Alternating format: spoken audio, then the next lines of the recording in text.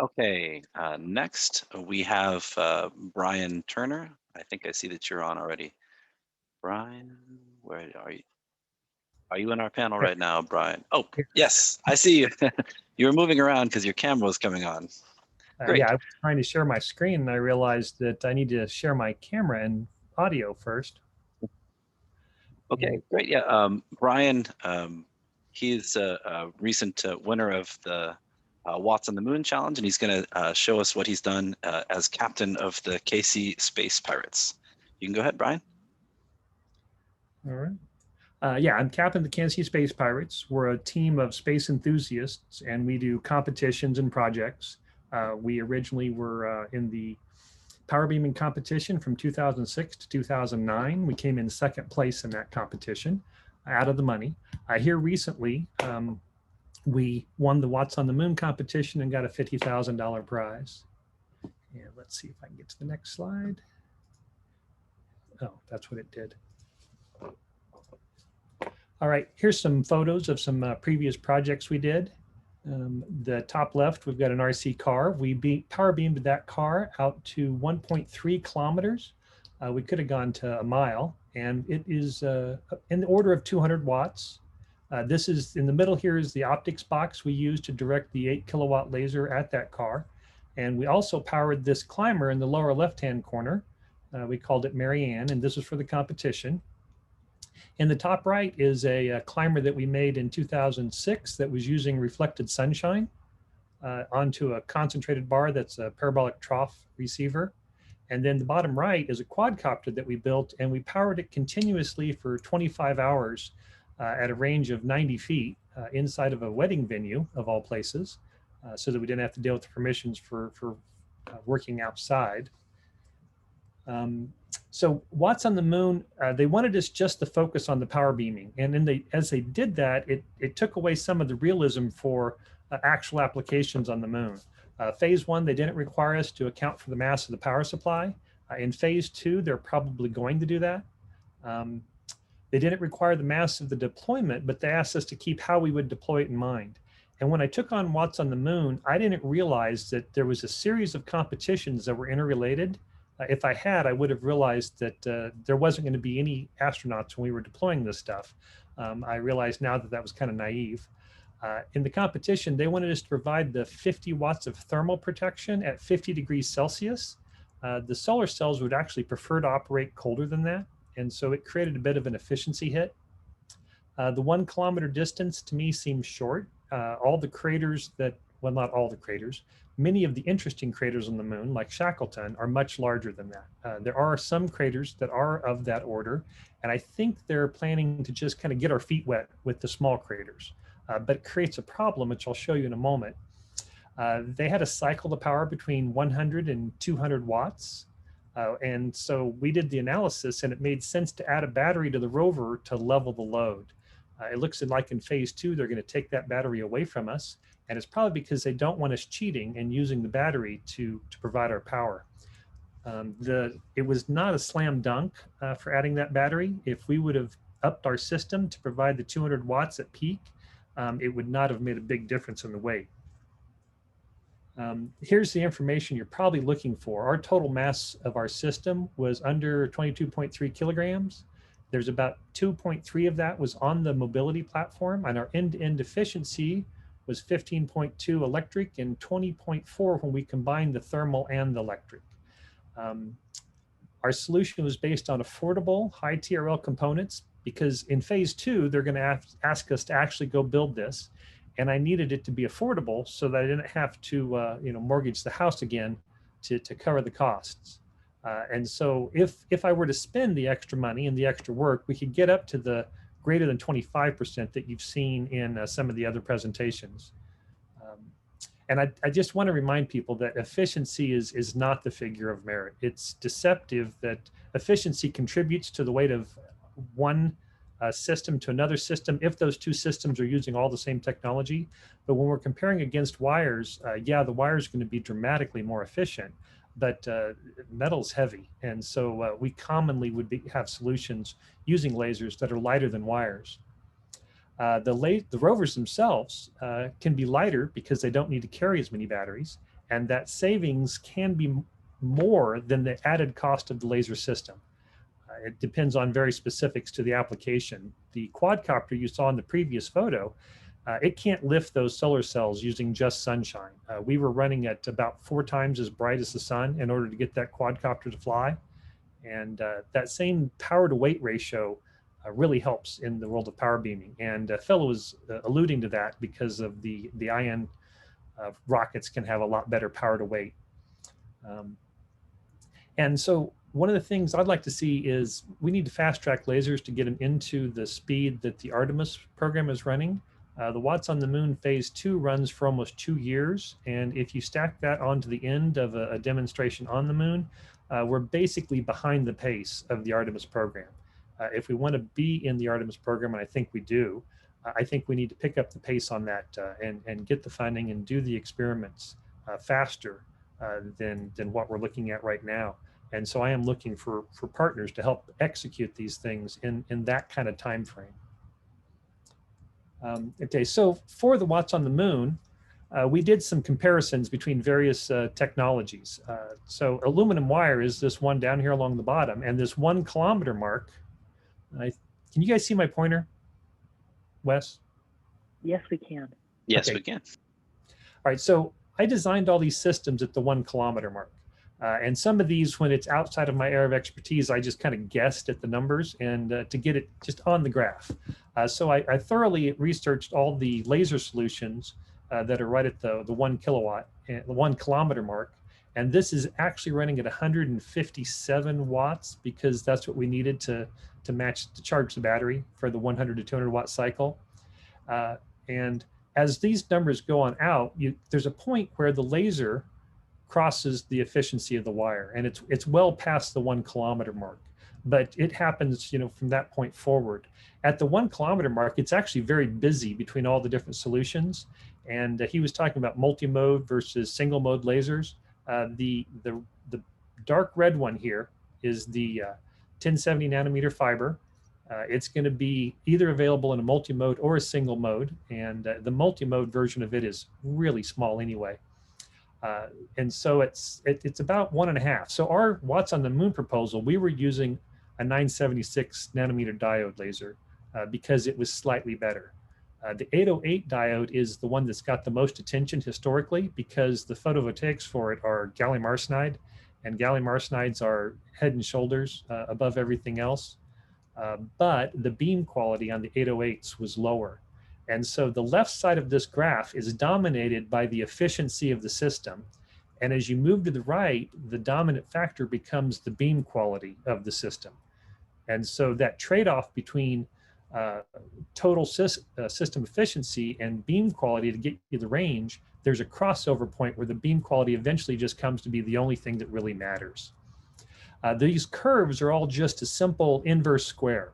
And so as you double the distance, the portion of the system that will double, in the case of a laser power beaming system, it's the mirror and the optics quadruple in size for each time you double the distance. And so I just plotted that graph. So as you get further and further away from the 1 kilometer mark, my graphs will become less and less accurate, but I'm trying to illustrate the trends.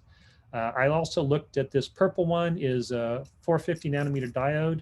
Currently, their efficiency is really poor because they're a brand new technology, but they do have better beam quality. So at some distance, they would pass the 808s and the other diode lasers. However, they're never going to catch up to or pass the single mode stuff unless their efficiencies and their beam quality gets a whole lot better. I put reflected sunshine on here because at really short distances, if you're combining thermal, it actually does win the competition. Microwaves is behind reflected solar at short distances and behind the laser at longer distances. And whether it ever actually emerges as the most efficient choice is kind of up in the air. So that's the comparison I did. But what I realized after the comparison, when the first place was basically a wired solution, is that this crossover point between wires and lasers was really the point of interest. And I said, I can graph that crossover point for various power levels and various distances. And that gives us this graph. And so let me try and explain it a little bit. The watts delivered, we're up to 10 kilowatts at the top. I stopped at 10 kilowatts because the biggest current off-the-shelf lasers are going to be between 8 and 12 kilowatts delivered. Now, then once you go to multi-lasers, then things can change there. Phased arrays on lasers in Philip's presentation was news to me. I thought that was more difficult than it was worth. And he's basically showing that it's not nearly as far out and as low of readiness as what I expected. And along the bottom here, I've got kilometers. And I went out to 20 kilometers because at that point, the laser line goes flat because I have to step to 2 different lasers. And I was at predicted weights of 1,000 kilograms, excuse me, which if it's really $1 million to deliver a kilogram to the surface of the moon, that's $1 billion system. And I'm like, we shouldn't be doing such coarse analysis in order to decide how we're going to spend $1 billion. We need to come back and get more detailed with our research. I actually think I can get this 1,000 kilogram number down by half because, like I said, I designed our system at the 1 kilometer mark, and out at the 18 kilometer mark, there's a whole lot more optimizations we can put into it. At some point along this curve, the nuclear solutions become lighter and cheaper, and you should just put the nuclear solution where you need the power. And I don't know exactly how heavy the nuclear solutions are per kilowatt. I've heard lots of differing numbers. And so, but I do know at some point, this whole comparison between wires and lasers disappears and you should just use a nuclear power plant. If you combine thermal and electricity, then this line goes up. If you can go to higher voltages, this line goes down. I was using a 20 gauge aluminum wire running at 2 kilovolts. Because I could find spec sheets on that kind of wire. And I don't know how high you can get the voltage. Phil's graph, he showed that there was a minimus in where the insulation took over. If you put the wire up on power poles, then you don't have to have it insulated, but the rover it takes to install power poles and put wire on it just seems prohibitively complicated and heavy. So I'm assuming that when they deploy the wire, they're going to drop it on the ground. And then there's considerations of will it couple with the ground? Can you use the ground as your return line? And so I didn't try and answer every question in order to make this line, because if you just answered every question with the default answer, you end up with this kind of a comparison that if you're looking for less than 5 kilowatts at more than 15 kilometers, then you're probably going to be looking at a laser-based solution. Now, when the power level gets low enough, your RTG generators are really the dominant one that takes over. However, we've talked about the shortage of the shortage of the radioisotopes. The sweet spot for laser power beaming is down here in the low ranges in this area because you haven't got to systems that are so heavy that other solutions are going to be better, and you haven't got the power that's so high that you should just be running a wire. Now, then I was surprised for phase 1 that they considered a wired solution because I assume if you got a rover roving around, you probably want to have a fully wireless solution, not just something that's plugless.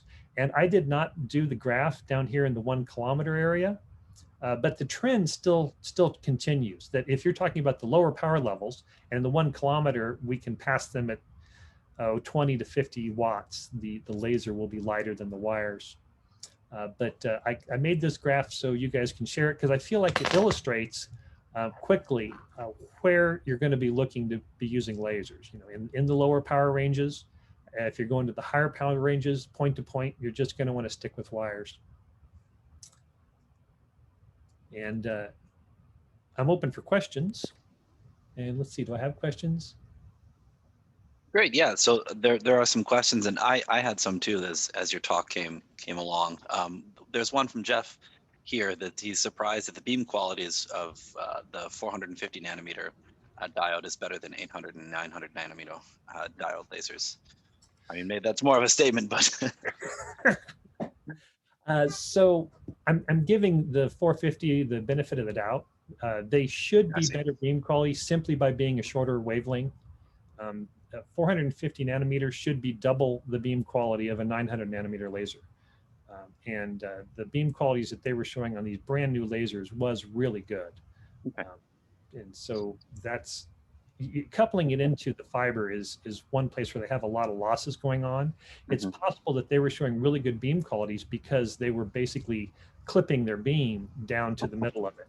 And so that lowers your efficiency, but it improves your beam quality. Sure.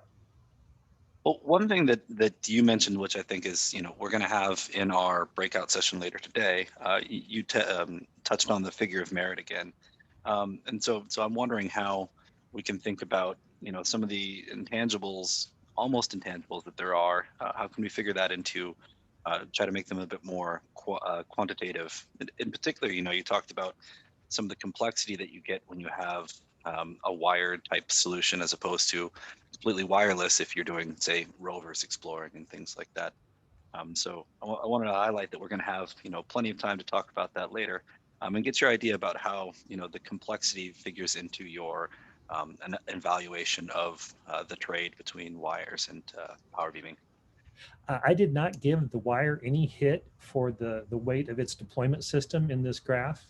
And that hit can be significant. In the case of, if you have to have a separate rover to deploy the wire, the weight of that rover basically goes into your total system mass. So that means for short deployment distances where the rover is only covering a small distance, then it's a more significant. Whereas if the rover is covering a longer distance, it becomes more weight efficient for the longer distances. But it still was beyond what I wanted to do for this thing. I threw together in about 2 weeks to calculate how much I thought a rover weighed. I know that it's going to be significant, and that quite often this rover is going to weigh more than the entire laser system.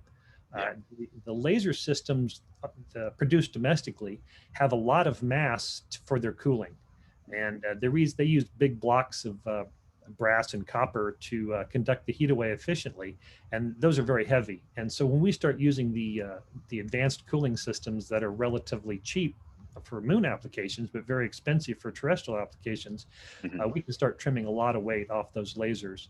And like I said, I didn't try and produce the most expensive system theoretically possible so that I can make sure that I could build it for phase 2.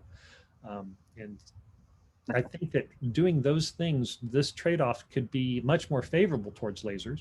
But if somebody figures out how to do a lot more than 2 kilowatts over that wire, we're going to have a big move back towards the efficiency of the wires. Most people are not aware of the power pole in front of their house is commonly running at 14 kilovolts. Okay, there's several more questions coming into the chat. Let's do at least one more. The one that's been voted up, I want to give that to you. And then John Scott mentions also, that the figure of merit for beam quality is also important for us to consider. I'll make sure that we get to that at some point today, making a note of it now. No. This graph does include the trade-off for the power source. Watts on the Moon did not, but I consider that to be critical for any realistic comparison.